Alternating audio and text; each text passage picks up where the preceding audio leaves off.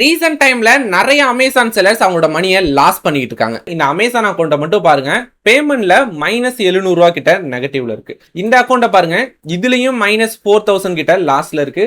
ஃபைனலா இந்த அக்கௌண்ட்டை பாருங்க, -15,997.98 காசு கிட்ட நெகட்டிவ் பேலன்ஸா இருக்கு. இது எல்லாமே அமேசானுக்கு இவங்க பே பண்ண வேண்டிய பெண்டிங் பேலன்ஸ். இந்த மாதிரி உங்களோட அக்கௌண்ட் நெகட்டிவ்ல இருக்குன்னா இதை எப்படி ஃபிக்ஸ் பண்ணணும், நெக்ஸ்ட் ஸ்டெப்பா உங்க பிசினஸ் எப்படி க்ரோ பண்ணுங்கிறத இந்த வீடியோல டீடைலா பார்க்கலாம். இதை நீங்க ஃபர்ஸ்ட் பண்ண வேண்டிய ப்ராசஸ் என்னன்னா, ஃபர்ஸ்ட் உங்களோட அமேசான் அக்கௌண்ட்ல பேமெண்ட் டேஷ்போர்டுக்கு போய்க்கோங்க.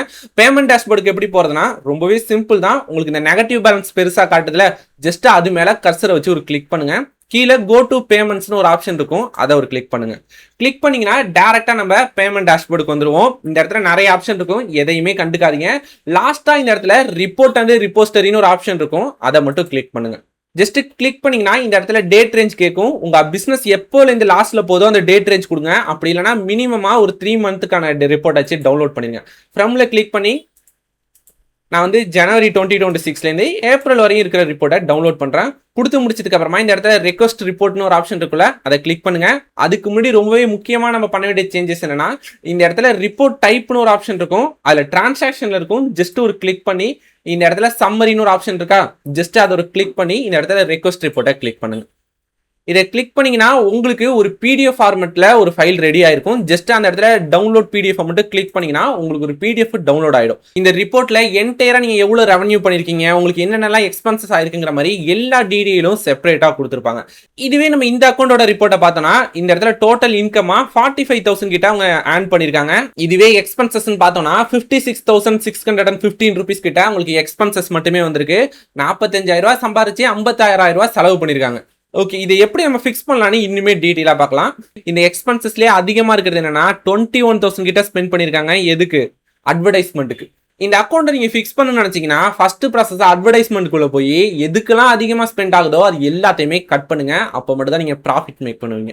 நெக்ஸ்ட் நமக்கு அதிகமான சார்ஜஸ்னு பார்த்தோம்னா -13,000 கிட்ட போட்டிருக்கு. அமேசான் FBA சார்ஜஸ்னு போட்டிருக்கு. நெக்ஸ்ட் நமக்கு ஹையஸ்டா இருக்கிறது 9,500 கிட்ட இருக்கு. Carrier shipping label adjustment and service ஃபீன்னு ஒரு ஆப்ஷன் இருக்கு. இதை தாண்டி நீங்க எல்லா சார்ஜஸும் பாத்தீங்கன்னா எல்லாமே இந்த இடத்துல FBA டிரான்சாக்ஷன் ஃபீன் இருக்கும், செல்லர் ஃபீன்ஸ் போட்டிருக்கும். இந்த அக்கௌண்ட்ல இவங்க டோட்டலா 45,000 கிட்ட சம்பாதிச்சிருக்காங்க. ஆனா அவங்களோட பேங்க் அக்கௌண்ட்டுக்கு வெறும் 8,700 ரூபாய் மட்டும் தான் வந்திருக்கு. சரி, அப்படி என்னதான் இந்த அக்கௌண்ட்ல நம்ம எக்ஸ்பென்சஸ் பண்ணிருக்கோம்னு பார்த்தோம்னா 21,000 கிட்ட அட்வர்டைஸ்மெண்ட் காட்டுது. சரி, இதை நம்ம தான் ஸ்பெண்ட் பண்ணிருக்கோம்னு விட்டுட்டோம்னா பேலன்ஸ் இருக்கிற 26,000 அமேசான் FBAக்கு பே பண்ணிருப்போம். அதுக்கு இந்த அக்கௌண்ட்ல இவங்க என்ன செல் பண்ணாங்க, என்ன மிஸ்டேக் பண்ணாங்கிறத நான் டீடைலா உங்களுக்கு எக்ஸ்பிளைன் பண்றேன். ஜஸ்ட் இந்த அக்கௌண்டோட ஸ்டேட்டஸை நான் கிளிக் பண்றேன். இப்போ நீங்க லைவா இந்த அக்கௌண்ட்ல பாத்தீங்கனாலே ஒரு ஆர்டர்ஸ் வந்திருக்கு. அதோட வேல்யூன்னு பார்த்தோம்னா 129 ரூபீஸ் கிட்ட தான் இருக்கு. இந்த மாதிரி இந்த அக்கௌண்ட்ல நிறைய ப்ராடக்ட் 80 ரூபீஸ்க்கும் 70 ரூபீஸ்க்கும் ஒரு சில ப்ராடக்ட் 150 ரூபீஸ்க்கும் செல் பண்ணிட்டு இருக்காங்க. அவங்க 100 ரூபீஸ்க்கு ஒரு ப்ராடக்ட்டை செல் பண்றாங்கன்னா அதுக்கான ஷிப்பிங் சார்ஜஸே நமக்கு 70 ரூபீஸ் கிட்ட வந்துடும். இது போக பேலன்ஸ் இருக்கிற 30 ரூபாயில நம்ம ப்ராடக்டோட காஸ்ட் இருக்கு, நம்மளோட ப்ராஃபிட் இருக்கு, அட்வர்டைஸ்மெண்ட், அமேசான் சார்ஜஸ்னு இவ்வளோத்தையும் அவங்க ஹேண்டில் பண்றதுனால தான் அவங்க அக்கௌண்ட் நெகட்டிவ் பேலன்ஸ்ல இருக்கு. இவங்க என்னதான் 45,000க்கு சேல்ஸ் பண்ணாலும் இல்ல அமேசானோட சார்ஜே உங்களுக்கு கிட்டத்தட்ட 26,000 கிட்ட வந்திருக்கு. இந்த அக்கௌண்ட் இப்படியே போயிட்டு இருந்துச்சுன்னா இன்னுமே தான் இந்த அக்கௌண்டோட லாஸ் இன்க்ரீஸ் ஆகும். சரி, இந்த அக்கௌண்ட்டை எப்படி நம்ம ஃபிக்ஸ் பண்ணலாம்னு பார்க்கலாம். ஃபர்ஸ்ட் ப்ராசஸா இந்த ப்ராடக்ட் எல்லாத்தையுமே அவுட் ஆஃப் ஸ்டாக்ல போட்டுருங்க. முடிஞ்சா அந்த லிஸ்டிங்கையே டெலீட் பண்ணிருங்க.